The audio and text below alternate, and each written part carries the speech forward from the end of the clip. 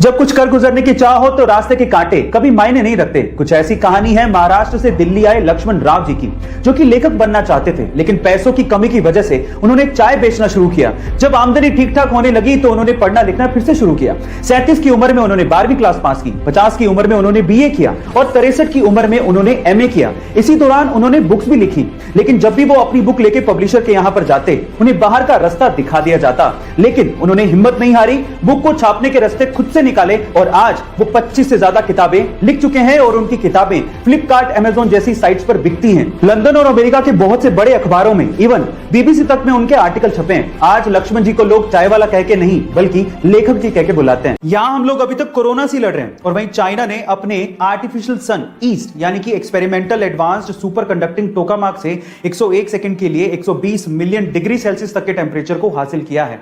इसके पहले तक ये रिकॉर्ड साउथ कोरिया के नाम था, जिन्होंने 2020 में के स्टार के थ्रू मात्र 20 सेकंड के लिए 100 मिलियन डिग्री सेल्सियस तक के टेम्परेचर को हासिल किया था। इस एक्सपेरिमेंट में चाइना के आर्टिफिशियल सन ने एक समय में 20 सेकंड के लिए 160 मिलियन डिग्री सेल्सियस तक के आंकड़े को छू लिया था, जो कि सन के कोर टेम्परेचर से लगभग 10 गुना है। गाइस, ये आर्टिफिशियल सन न्यूक्लियर फ्यूजन पे काम करता है और ये चाइना के हिफई में है। गाइस, इस सन का इस्तेमाल क्लीन एनर्जी के लिए किया जाएगा। गाइस, आज तक हमने जासूस और जासूसी की कहानियां तो बहुत सुनी है। देखिए, फिल्मों की बात अलग है, लेकिन अगर मैं आपसे सवाल पूछूं कि क्या आपने रियल लाइफ में कोई फीमेल डिटेक्टिव का नाम सुना है या फिर उसे देखा है?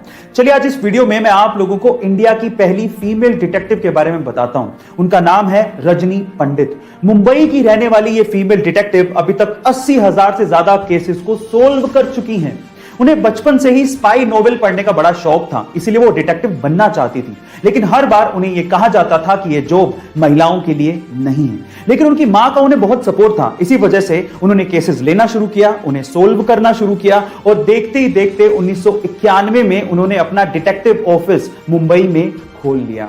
गाइस, उन्हें इंडिया फर्स्ट लेडी डिटेक्टिव का भी खिताब मिल चुका है। एक बार किसी ने एक लड़के को ऑफर दिया कि अगर मैं तुम्हें $1 मिलियन यानी कि 7 करोड़ रुपए दूं तो क्या तुम हवाई जहाज से बिना पैराशूट के कूद जाओगे? तो उस लड़के ने बिना सोचे समझे कहा, क्यों, मरना है क्या? अगर मेरी जान ही नहीं रहेगी तो मैं पैसों का क्या करूंगा? फिर उसी बंदे ने दूसरे लड़के से पूछा कि अगर मैं तुम्हें $1 मिलियन यानी कि 7 करोड़ रुपए दूं तो क्या तुम पैराशूट के बिना हवाई जहाज से कूद जाओगे? तो उस लड़के ने कुछ सोचा और फिर हाँ कह दिया। गेस व्हाट, वो कूदा भी, उसकी जान बच भी गई और उसे 7 करोड़ रुपए मिल भी गए। जानते हैं क्यों? क्योंकि वो हवाई जहाज जमीन पर ही था और उसे जमीन पर खड़े हवाई जहाज से ही बिना पैराशूट के कूदना था।